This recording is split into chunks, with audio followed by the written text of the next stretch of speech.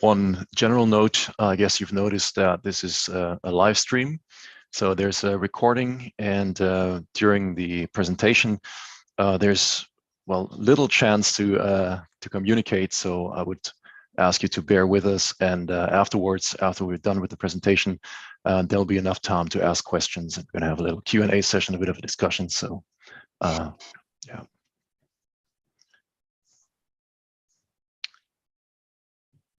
I think we have 23 people joining in. I was expecting something around 39, but nevertheless, I don't know, my colleagues, do you want to get started, or do you want me to get going?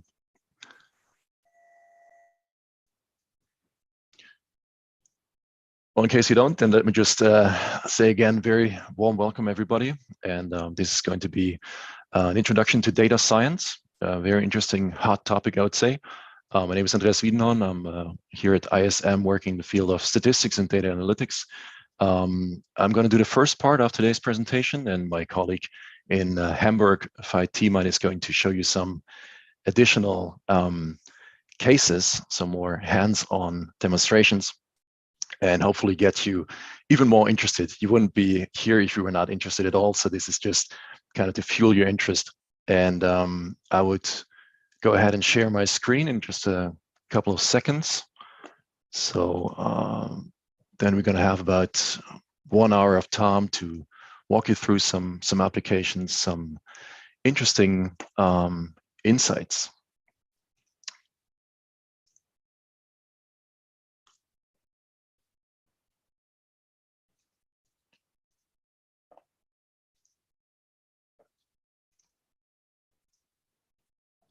Okay, one commonly forgotten thing is to do a bit of a technical check. I hope you can all see my screen and hear me. So this is the first slide that you're seeing here, and hopefully seeing. So let me just get the presentation started. Thanks for the sign. So the starting question was, how on earth does Netflix know that Stranger Things is something I should be watching? And the sub-question is, could this be related to statistics and data analytics? Would be quite funny if I said, no, it's not. Obviously, we think it is. And there's, let's say, a starting point here. This is how the underlying data could look like for Netflix. So there's a bunch of observations, probably way more than these 14. There could be millions, or when we talk about big data, large volumes, a lot of observations. And the columns here could probably tell you things like, hey, show 1 to be watched, show 2, certain series that come up in combinations. And this is something we would like to dig into a little more deeply. So the general question would be, okay, how does Netflix know that a particular series could be of interest for me? And I would like to break it down to something a little more easy, a little more compact. So let's say we're not talking about millions of observations and I don't know, thousands of columns. Instead, I would just like to show you in a simplified example, 8 observations, 3 options to watch different series, let's say per day. Okay, so you have these 8 observations here, and they have different preferences. So some people watch 2 Summers and then Dark and then Stranger Things. Next person watches Tomorrow and then Feria and then Hold Tight, etc. So the question is, how can we make something of this, and how can we get to associations? Okay, associations usually, well, yield recommendations. Aren't you interested in also watching this and that? So here's a simple statistical starting point, or here's a perspective that you can take on for the beginning. That would be the so-called measure of support. Pretty simple perspective. You basically check the proportion over all observations that contain a particular item or an element. In this case, the starting point would be the series Dark. Okay, so let's say, what is the share of Dark, and what is the support for Dark? So I can go back 1 slide here and just check. All right, up here we have Dark, then here's Dark, then here's Dark, here's Dark. So 6 out of 8 observations overall. And you see Dark occurs here in the 1st, in the 3rd, in the 5th, 6th, 7th, 8th. So we have a share of 6 over 8, pretty simple measure. It can also translate into 0.75, meaning 75% of the people here have watched Dark in this pretty simple example. Next thing to do could be, you kind of establish a threshold and say, well, is it a popular series or is it something that is not so popular? You could say anything above a certain threshold, let's say 40% or 30% is popular, and anything below is not popular. So it'd be a very simple perspective. What's more interesting than this measure of support by itself is usually connections, associations. And not surprisingly, I'm going to try to find an association with Stranger Things because it was in the title. So connection to other series, in this case, to Stranger Things, association. A typical measure of association, quite a simple measure as well, is the so-called measure of lift. So what we do here is, obviously, we check how often do two, in this example, series occur jointly. How often do we see the two, in this case, dark and Stranger Things? And we kind of deflate this measure, just counting how often do we see the two jointly, by the individual levels of support.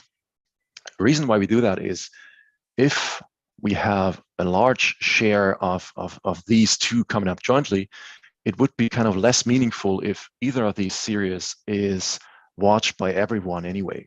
So if there's any series here like Dark or Stranger Things that anyone is watching, everyone is watching anyway, this denominator here would become larger and the overall term would become smaller.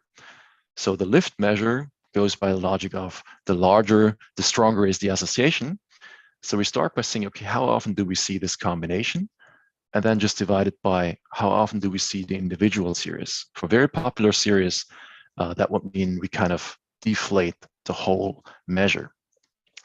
Let me just show you how I got to these values here, 0.5, 0.75, and 0.5 again. So the support in the denominator would be for the joint combination Dark and Stranger Things. Way I got there was seeing how often do we see Stranger Things and Dark together. Here's one, then here we have the next one, here we have the next one, and the last one is down here. So this is 4 out of 8, or 4 out of 8 meaning 50% or 0.5. Before we saw the support for Dark, there was 0.75. The support for Stranger Things itself was here, okay, 1, 2, 3, 4. This is basically a simple, in this, well, simplified example, in this small case, a simple exercise of counting values and counting how often do you see a certain combination of series. We get to a value of 1.33. Here we have a commonly accepted threshold of 1. So anything above 1 tells us we could actually assume an association. And if we plug in the values, we get to a value of 1.33, meaning that there's a statistical indication that these two things are connected. So kind of reaching back to the initial question, how does Netflix know? Probably because in this example, I've been watching Dark. The series Dark seems to be associated with the series Stranger Things. This is a very, very simple perspective, but it's very useful at the same time. And I think the circumstances that you see it in are also quite often connected to purchasing behavior, things like Amazon. If you go shopping on Amazon, and I think more often than not, you will get a recommendation.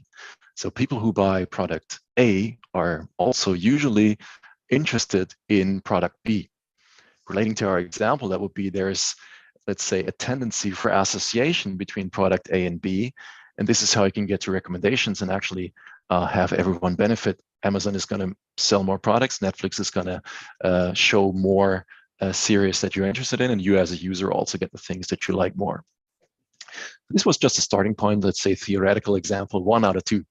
The second one here that I would like to show you is kind of a general introduction to statistical connections. So what is it that we typically consider?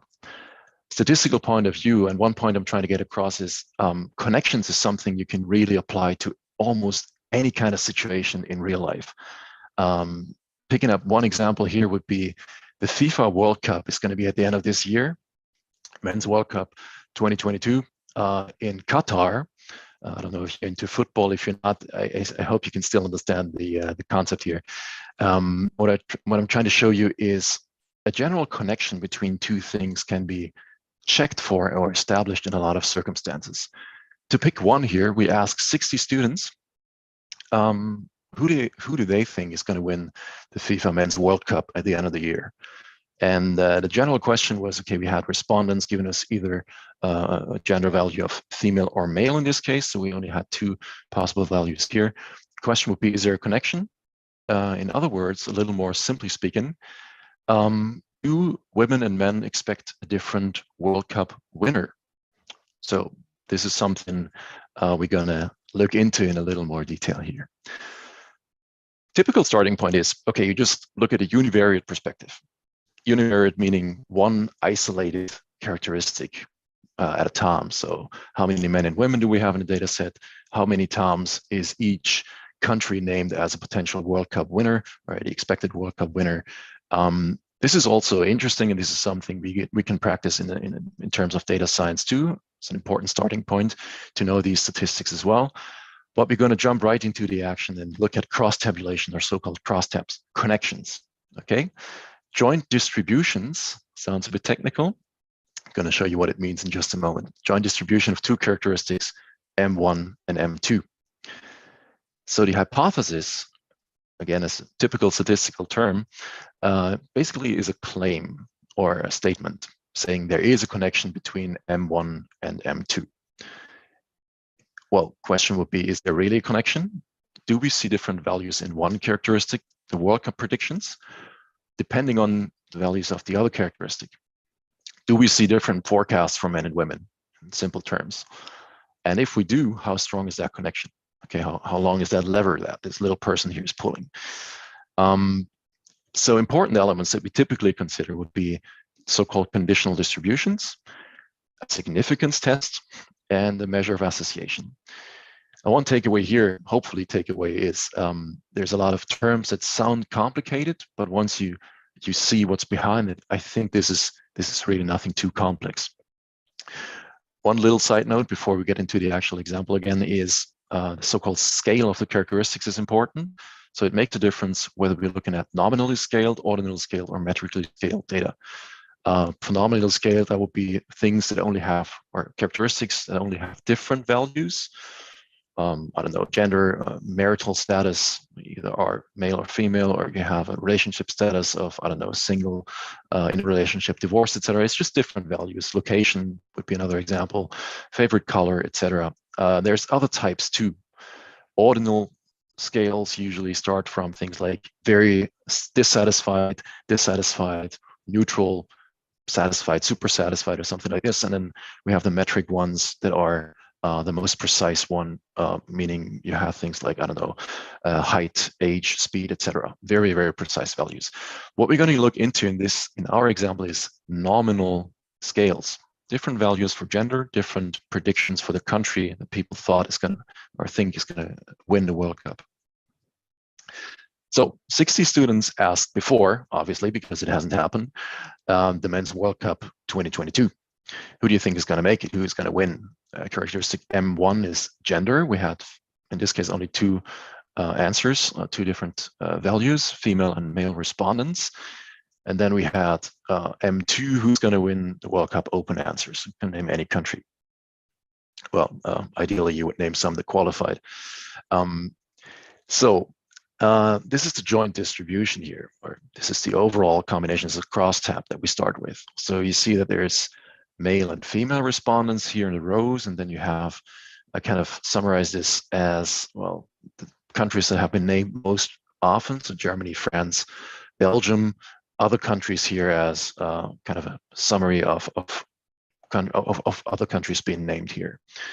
And at the very border here, you see, okay, there's 30 male and 30 female respondents. Then we have 16 people. These are the sum per column. The column sums here, 16 people thinking Germany is going to make it. Again, I think this little survey is kind of a little biased depending on where you ask people. 16 people thinking Germany is going to make it, 20 think France, and 14 Belgium, 10 think some other country is going to make it. The interesting part here to take away first maybe would be there's a 50-50 share of men and women overall, okay? And the so-called conditional distributions now, they just look at, well, first these sums at the rows and the columns at the very end. So 30 out of 60 are male, correspondingly 30 out of 60 are female too. And 16 out of 60, meaning 27%, think that Germany is going to win it, 33 France, etc. So the conditional distribution is this black box referring to individual groups. For example, Belgium, within these ones here, 14 people think Belgium is going to win the World Cup. And out of these here, there's 4, so 4 out of 14 are female, and 71, roughly 71 are male. Maybe in the back of your heads, you can already relate that to a 50-50 share overall. This is where this is going to lead to. So per group, we have these conditional distributions. Per predicted country, we have conditional distributions. Now, the so-called significance test, what do we do here? This is a very general kind of a point of view, general logic that applies to a couple of statistical tests. A hypothesis, well, states or claims, assumes that there is a connection between gender and the expected World Cup winners. What we typically do is we test an alternative hypothesis claiming there is no connection. So the first one we called H1, and this alternative hypothesis, we call that H0. So there's no connection. This is a claim. There's no connection between gender and expected World Cup winners. This is our hypothesis H0. What we do is we want to know how likely it is that we mistakenly reject this null hypothesis. Just as a reminder here, the null hypothesis says there is no connection. Doesn't matter if you ask men or women, you're going to get basically the same answers. Or it doesn't really matter which group you look in, predicted winner Germany, predicted winner France, you kind of get the same share of men and women per group. That's just rephrasing the assumption there is no connection. So the general test for statistical connection is called the chi-square test. Some Greek letter here, chi-squared. The starting point is, okay, if that's true, if there's really no connection, if it doesn't matter whom we ask, men or women, which conditional distribution would we expect? Now there's a little interaction here because this is a live stream on YouTube, and I think all of you have switched on the cameras and microphones. You can think of it for yourselves just for a second. The question would be, okay, if that was true, if there was really no connection, which conditional distribution would we expect? Answer would be, we would kind of expect the same share of men and women per expected World Cup winner. So this overall share, 50-50, 50% men, 50% women, is something we would also expect to see in every group if there was really no connection. So 50% per predicted World Cup winner should be roughly at least male, and 50% accordingly female, if our hypothesis if our null hypothesis was correct. So this is the expected frequencies. This is what we can actually what we can come up with if the null hypothesis was correct. Then we would say, all right, we have 16 people voting for Germany, so we would expect half of them being male, half of them being female. Same for France, 10-10, Belgium 7-7, for the other ones 5-5, etc. The test here. Okay, so this is the expectations based on our null hypothesis. The null hypothesis saying there's nothing to be seen here. Please disperse. Now there's no connection between gender and the predicted World Cup winner. What the test now, the chi-square test, does is it actually compares what we see, the really observed frequencies from our data set, from our survey, to our expectations. And the expectations, again, are based on a null hypothesis. The null hypothesis saying there's no connection. So the actually observed ones are in black, and then the expected ones based on a null hypothesis are in red. So what the test does here in a nutshell is it just compares all these pairs, observed versus expected, overall possible combinations. And the general logic is the larger our test value, so the test value looks at all differences between expectation and reality, the larger the overall differences, the less likely it is that our expectations were correct. Now, reconsidering what were our expectations based on, actually, we get back to the point where the expectations were based on the null hypothesis, claiming there is no association, meaning the larger differences we see overall, the less likely it is that we had the right expectations and that our null hypothesis was correct. So that's the testing logic in more than one instance, and also in this one here.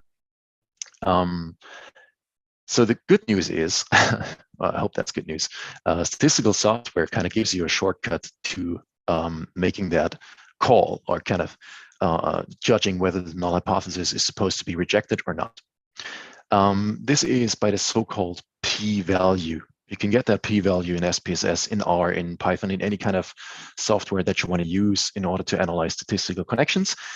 P-value tells you straight up how much risk there is if you reject the null hypothesis. So what's the risk of being wrong if you reject that null hypothesis? And one thing to remember is, what is the null hypothesis? In this case, null hypothesis, again, no connection between gender and the predicted World Cup winner. What this could look like, roughly, here in SPSS, I use SPSS here. Left-hand side is the actually observed frequencies. Again, 16 people thinking Germany is going to make it, France 20, etc., 30-30 share of men and women. That's the actual, that's the real values. That's the real data on the left-hand side. Right-hand side is, what do we expect if our null hypothesis was true? And then here's the shortcut. Here's what SPSS gives us for this chi-square test. This black box here indicating a p-value of 0.019. That actually translates to a probability of 1.9% of being wrong if you reject the null hypothesis. Sounds a bit complicated. If you make a long story short, you could say chances are rather low that you mistakenly reject this hypothesis, or in even more simple terms, tendency is you can assume there's a connection. So here's the lengthy form again. Chance or risk of being wrong is about 1.9% if we do reject it. The question would be, how sure or how risky can things get? Usually the threshold is 5%. You should not have a risk higher than 5%. The so-called significance level is commonly assumed to be 5%. So in this case, we have a risk lower than 5%, 1.9%. So we may go ahead and reject the null hypothesis, which means in turn that we can assume there's a connection between gender and predicted World Cup winner. Okay, so men and women do not have the same expectation in terms of who's going to win the World Cup in this little example here. Could also, there's another way that you can go for, but this is something I'm not going to show you here. We don't have that much time. The lengthy way would be looking at the test value, comparing it to a critical value. I'm just showing you the shortcut here in SPSS. Okay, so we think there's a connection between gender and predicted World Cup winner. This is what the test would suggest. The next question would be, how strong do you think it is?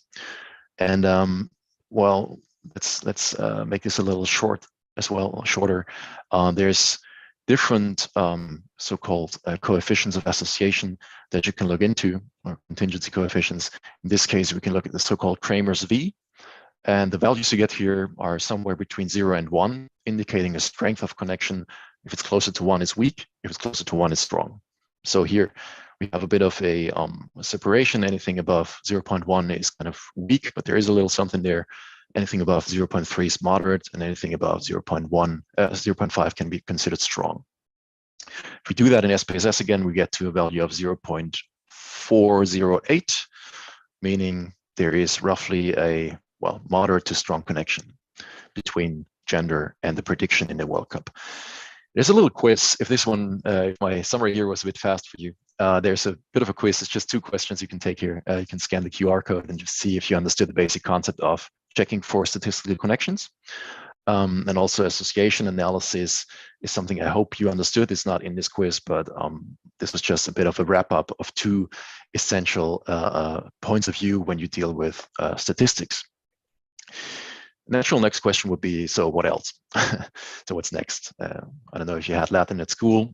Probably you're too young to have been bothered with this, but quo vadis, what's next? Where are we going with measures of association? What could be the next step? There's more than these. I'm just naming a couple. So we can kind of check for associations between ordinal and metric types, of course. Quite often there's more than just 2 characteristics connected. There could be a third one or a fourth. We can establish also so-called regression analysis, where we try to explain why do we see different values in one using at least one other characteristic, usually 2 or 3 or 4 or 5. And this leads to the so-called predictive modeling. So prognosis, very useful in real life applications. Path models, more complicated things. How do you actually measure latent variables, things like motivation, intelligence, ambition, these kind of variables can be approximated. So that's kind of a small outlook, and putting this into perspective relating to bachelor and master content. Kind of hard to draw this line here, just kind of drew it randomly at some point. First important step is understand your data, kind of feature engineering, understanding your data, data engineering, levels of scale, see how you can actually get a first overview. And then moving on, this is the highlighted parts that I've tried to show you in these, I guess, roughly 20, 25 minutes here. Statistical dependency, crosstabs. There's a lot more. Predictive modeling is somewhere at the border. You see some of that in the bachelor program. It's going to pick up again in the master's program. Structure detecting methods, letting the data speak a little more. Okay, so there's a bit of an outlook, a bit of a road. You're going to take a couple of turns left and right at some point. But this is just my part on the statistics concepts, the basic statistical concepts, association analysis, and statistical connections. And at this point, I would like to hand it over to my colleague up north, Tiemann.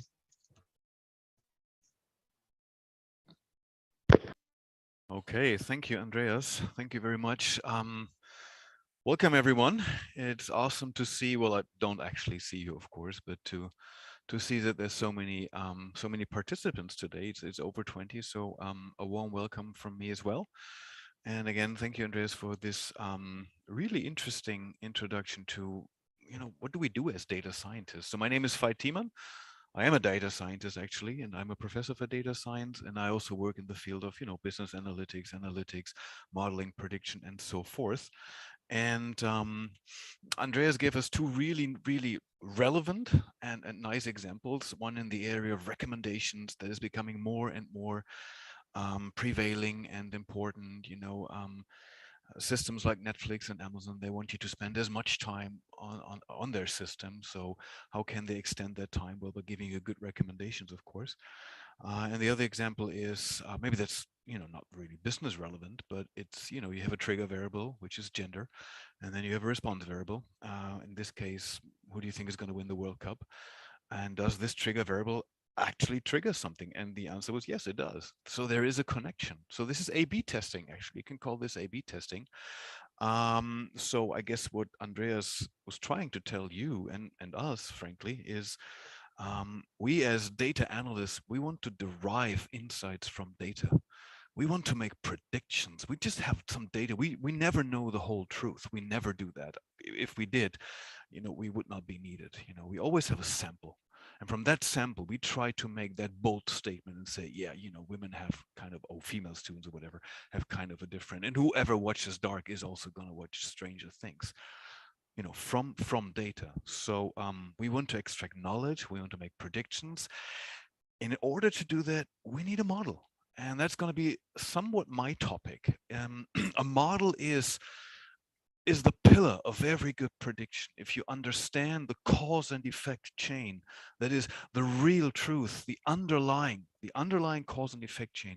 If you're able to model that, then you can make predictions. Then you can look into what if scenarios, what if the temperature, our climate changes by 2 degrees. We know what's going to happen because we have a model. We don't have to wait and see what's going to happen. We know that now. What if we kind of, educate our sales representatives? Is that actually going to trigger some more order intake for us? If we have a good model, we don't have to try this out. We can use the model and make that prediction. So let me share my screen with you. And just give me a second here. And this is kind of my topic now. Andreas gave you a very insightful and very good kind of paper and pencil example with the Netflix thing. And then he kind of mixed in some statistics tool, because as a real quote unquote statistician, like Andreas and myself, you need a software. Because you usually do not have 8 observations, but let's say 100, 1,000, 1,000,000, I don't know, something like that. And at some threshold, you enter into the realm of big data. And then we're talking other things here, but I'm not going to discuss that. So the first quote here, we're drowning in information but starving from knowledge, is from John Nesbitt, and pretty much every of my lectures starts with that quote, because that is the problem. We are in the information age. We have so much data and information. It is not growing in a linear fashion. So this is the time axis, and this is the, whatever you want to call the data information axis. So it, like that, it's an exponential growth. Also, to store data, we have open source databases. So that's not, that's irrelevant. But to get that information from data in a business context, in whatever context you want, that is the hard thing that you want to do. So we're starving for knowledge. Enter people who know how to work with data, people who are data literate. That is what you might want to call it, maybe. You need to have the right tools, the right hardware, the right environment. And you must have some knowledge about what you're actually looking at. Again, the value chain or the cause and effect chain. So there must be some thorough understanding. If we have a model, we can do simulations. And I want to show you like 1, 2, maybe 3 simulations. It does depend on the time, of course, and we only have, I think I only have 20 minutes left, so maybe I can't show you everything. Also, there's no interaction, unfortunately. Because of the setup of this meeting, but that's, that's totally fine. When I ask you to make some guesses, just do it in your head, okay? And then I will maybe surprise you with the answer. Anyway, so the what if scenarios, the model, and you might have wondered, well, kind of how do you do this? I mean, you need software. And I just want to give you a small tour, like really very small tour of R or RStudio. RStudio is just the editor, and R is the programming language. There are many programming languages that come with just one letter, like C and R and others. And if you wondered why R is called R, Ross Ithaca and some Robert, whatever he was called, they actually started R and it's the first letter of their first name. So sometimes it's as simple. R is a scripting language. It is the most important scripting language when it comes to data analysis. And I want to show you how to set up a really small, very, very small model. Let's toss a coin. And if you want to toss a coin, there's really not much that you need. There's a function called sample, and you of course know what sample means. You sample from some sort of a population. And in this case, it's just head and tail, and I just sample 1. So this is a high-level computing language. That means a higher programming language. That means it's almost English.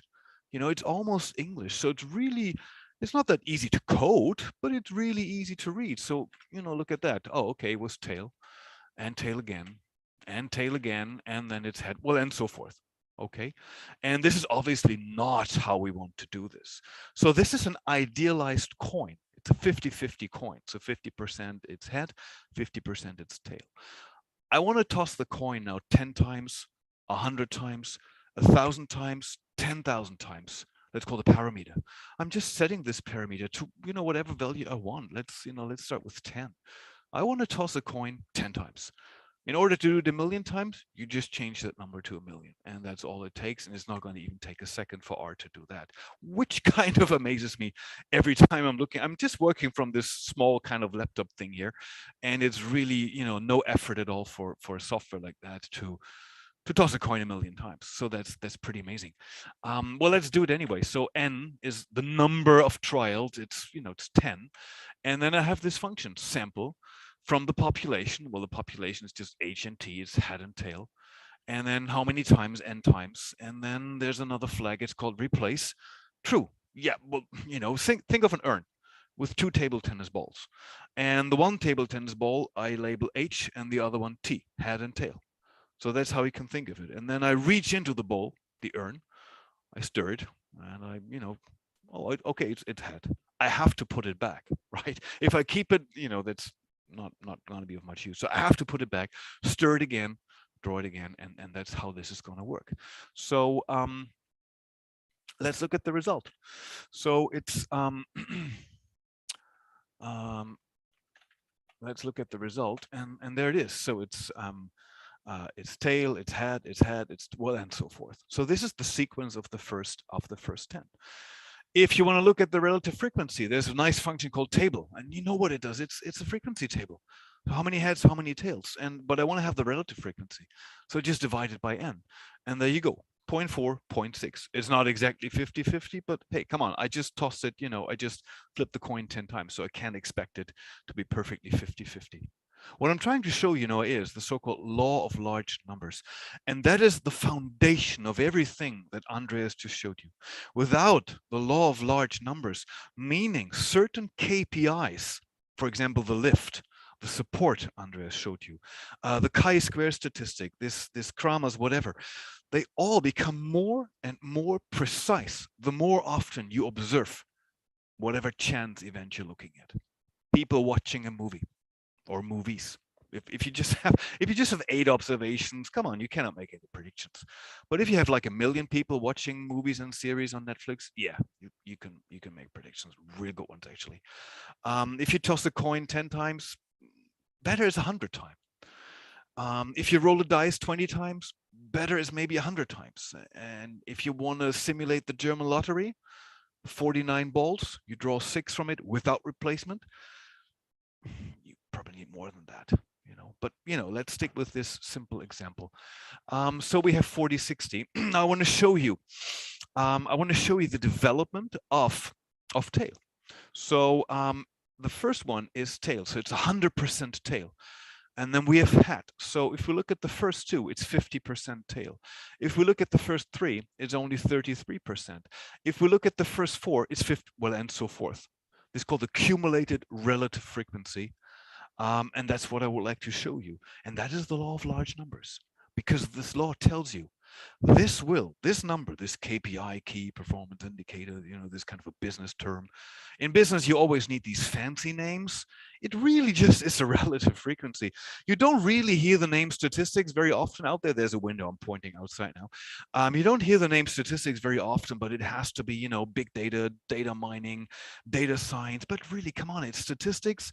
And because I have a whole lot of data, you need a computer and a software. That's what we do. And but again, let's look at it. So I have a couple of functions that allow me to just do this. Let me just show you the result. There it is. It's down there in the upper right-hand corner. This is 50%, and this is what I was just showing you. It's not really converging towards 50%. It's down here. Yeah, I mean, yeah, it's true. I mean, there is just really also a lot of hats here, and so maybe let's do it 100 times, and maybe we will have a different result. Yeah, that looks more convincing. Also, the error seems to become smaller and smaller. Can you look at, I mean, let me just show you a larger version. So this is the larger version. So at the beginning, it's very, very shaky. It's very shaky because really every flip of the coin matters. But back here towards the end, it becomes less shaky, more stable, so to speak. That's the law of large numbers. And let's go for 1,000 now. So if you look at the same thing and do this 1,000 times, yeah, even more convincing. It converges, the relative frequency for, I think it was hat converges towards the underlying probability of this idealized coin, of course. So we don't have to toss it 1,000 times, but let's, I don't know, do one more, maybe 10,000, and then let's look at what's happening here. Yeah, that's pretty convincing, right? And did you notice how fast all this went? I didn't do it. The computer tossed a coin 10,000 times. I computed the relative frequencies. I computed the accumulated relative frequency. I plotted everything, and this is what it looks like. And you know what? This is the basis for polling, market research, for everything. Let's assume we want to find out what is the proportion of people voting for a certain party. This is what it's going to look like. The relative frequency. I just ask a bunch of people, in this case, 10,000. Do you vote for the party? Yes, no, yes, no. Head, tail, head, tail. It's just a binary variable, right? And at the beginning, the margin of error, you could consider this simply the margin of error, and it becomes smaller and smaller, and actually it vanishes. That is the law of large numbers. The law of large numbers says the relative frequency points absolutely in the right direction on average.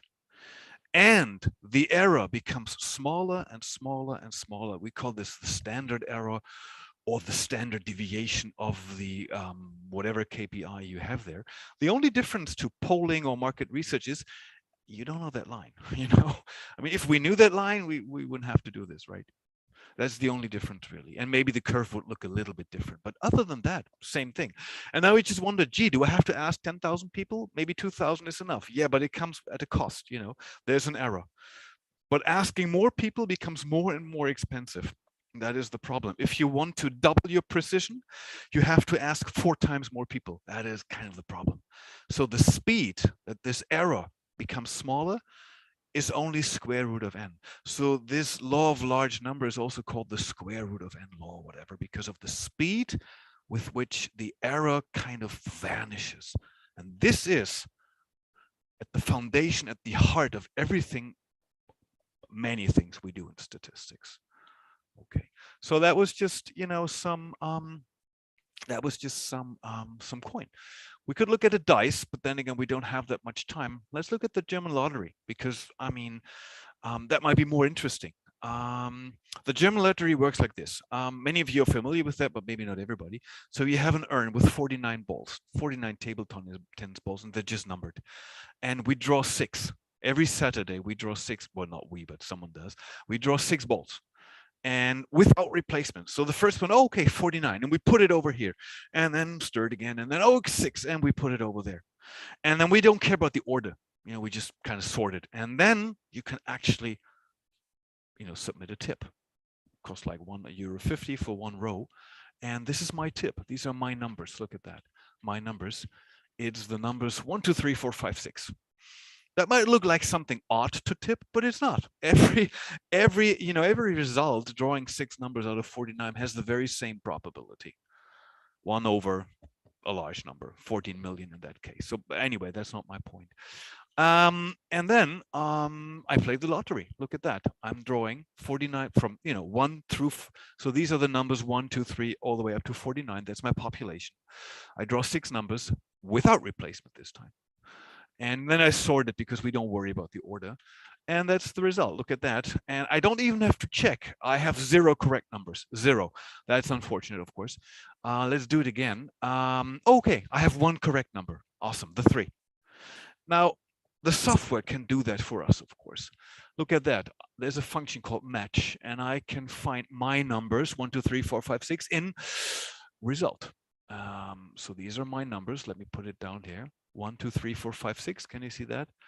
That's my numbers, and that's the result. So this number at the 3rd position can be found at the 1st position right there. So I have one correct number. And that's what this is doing. Look at that. So number 1, nope, it's not available here. So NA means not available. My number 2 is not available. Yeah, we can see that it's not available. So my 3rd number, yeah, that's available. And this is the position where we can find it. Oh, it's at the 1st position. Awesome. And the rest, forget it. I have 1 correct number. And I can actually count that. Look at that. 1 correct number. Okay, that's boring. Let's play 1,000 lotto games. And then let's see what's going to happen. And at this point, I wanted to ask you this, and I will actually ask you. Let's just assume you play 1 row of lotto. So you submit 1 row every Saturday. You just play 1 line. You just guess 6 numbers, whatever, just like I did. You do that every Saturday. You can't give me any feedback. I totally understand that. But just in your head, think about this question. How many Saturdays, that is weeks, do you have to play this game in order to have at least once 3 correct numbers or 4 correct numbers? I don't worry about 5 or 6 at this point. It's very unlikely to have 5 correct. So in this case, you probably get €9. That's what you're going to win. In this case, it could be something like maybe 70 or 80 euros, something like that, with 4 correct numbers. It varies, of course. It depends on, and so forth. So think about that. Think about that in your head. 4 correct numbers, it gives you like, again, not much, 70, 80 euros, something like that. And this will give you something in the area of 9, 8 euros. And I wanted you to kind of check this here, but that's not going to work out. So let's keep that in mind. So let's play the lottery now. Let's say we played 1,000 times. And really all that I have to do is take my little snippets from up here and just kind of make them a little bit bigger, just a little bit bigger. I need a loop, okay, and I need a vessel. So I'm creating an empty vector. Look at that. An empty vector of length 1000, and I call this the number of correct guesses, number correct, and it's initiated at 0. Okay. And then for every game, I kind of save at the ith position, because this loop is running from I to n, first game, second game, third game, and so forth. And then I just save whatever I find here, whatever the correct number is. So let's do that. And it's already done, it's really fast. And this is the result. Look at that. So in the first game, I had one correct number, and the tip is always the same. It's always this: 1, 2, 3, 4, 5, 6. And you will notice it doesn't matter what I pick here. You will always get something that is very similar to this. So one correct number, 0, 1. Oh, okay, 2 correct numbers. There's 3 correct numbers somewhere there. There it is. But let's look at the table. Okay, so 446 times, nothing. 420 times, 1. 112 times, I had 2 correct numbers. Okay. Unfortunately, I'm not going to get paid for that. It starts with 3 correct numbers, so that was 22 times. So 22 times I'm making some money. Yeah, but I played 1,000 times. So let's think about that. 1,000 games will cost me 1,500 euros. For the 22 3-timers, I get, I don't know, let's say 200 euros. So my return on investment is somewhat negative, So this is not a game you play in order to become, to make money. You go for these 6 correct numbers. So let's look at the relative frequency. So I'm just dividing this by 1,000 and adding 4, 5, 6 because I don't have 4, 5, 6. So this is the relative frequency. Let's look at the actual probability and see if this is checking out. Yes, it is actually. Look at that. 44% 0. 0.43 is the probability to have 0 correct numbers. And then look at that, 0.022 versus 0.017, something like that. So yes, my empirics kind of check out my empirical data. So let's go for 10,000 maybe, and maybe we will get something that is more to, yes, we have 4 correct numbers. Now, did you notice how fast that went? I just played 10,000 lotto games, compared it with my, 1, 2, 3, 4, 5, 6 numbers, and this is the result. So again, 17.5, 17.6. Do you see this? It gets closer. It gets a lot closer. Yeah, that is the very same effect you saw here. The very same effect. And in this case, I even have 4 correct numbers. I don't know how many, but 14. Okay, 14 times correct numbers. Okay, fantastic. The question now is, how long did I have to wait for 3 correct numbers and for 4 correct numbers? So what I'm doing now is this. Where do I see 3 correct numbers? So I get a very long 10,000 actually true false vector. And then I'm just saying, okay, give me the position. And then I'm wondering, gee, how long did I have to wait? And then what is the mean? Oh, that's too bad. That's 57. So I have to play, to answer the question, 57 weeks on average, I have to wait to get 3. That's 1 year. That is 1 year. Now, I don't even dare to show you what it's like for 4 correct numbers, but it's going to be in the area of 20 years. So, there you go. So that's really a lot of waiting there. And this is, of course, really close to the actual probabilities. So again, the law of large numbers works out. These numbers, the percentage numbers, they do get closer and closer to the actual probabilities. Seeing that the time is kind of pretty much up, I'm not going to do any more examples. As you can see, I have many more examples here. I just wanted to show you, or to give you an idea, that if you want to do the things that Andreas did or other things, because the last example would be a sales funnel. I have prepared a small sales funnel, and but time's up, and you guys should be able to ask your questions. I'm not going to show you, but you can do relevant things. You can do all kinds of things if you have the proper tools, and proper tools are probably R, Python as scripting languages, and then SPSS as Andreas was using if you do statistical analysis. So you need data. Sometimes you collect data by asking people, by observing people. Sometimes you just create data through simulation if you have the correct model. So the point is deriving knowledge from data. Whatever the data is, whatever the knowledge might be, that's our job. And I hope that kind of came across with Andreas and my small bits and pieces here. And that's what a study program, you know, in this field is all about. Thank you guys, appreciate it.